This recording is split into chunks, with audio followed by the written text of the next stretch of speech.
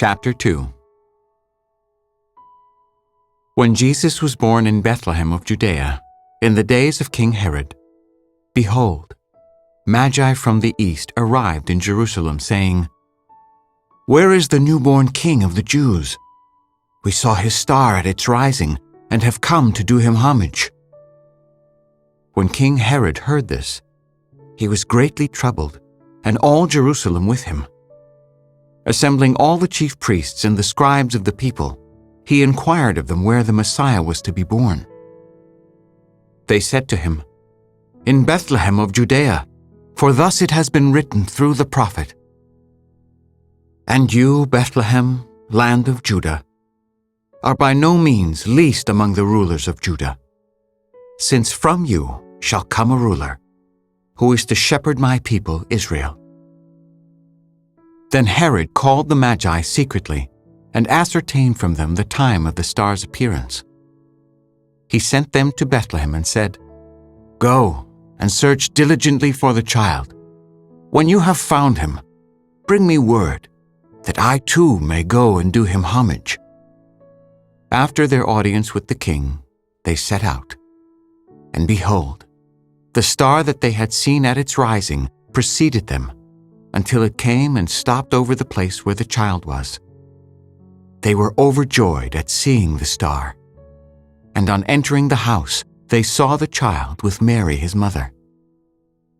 They prostrated themselves and did him homage. Then they opened their treasures and offered him gifts of gold, frankincense, and myrrh. And having been warned in a dream not to return to Herod, they departed for their country by another way.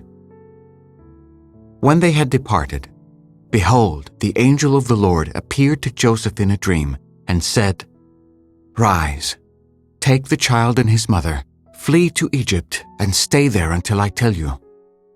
Herod is going to search for the child to destroy him." Joseph rose and took the child and his mother by night and departed for Egypt.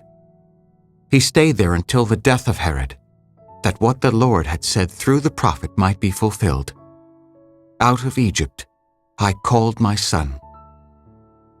When Herod realized that he had been deceived by the Magi, he became furious. He ordered the massacre of all the boys in Bethlehem and its vicinity, 2 years old and under, in accordance with the time he had ascertained from the Magi. Then was fulfilled what had been said through Jeremiah the prophet. "A voice was heard in Ramah, sobbing and loud lamentation, Rachel weeping for her children, and she would not be consoled, since they were no more." When Herod had died, behold, the angel of the Lord appeared in a dream to Joseph in Egypt, and said, "Rise, take the child and his mother, and go to the land of Israel, for those who sought the child's life are dead." He rose, took the child and his mother, and went to the land of Israel.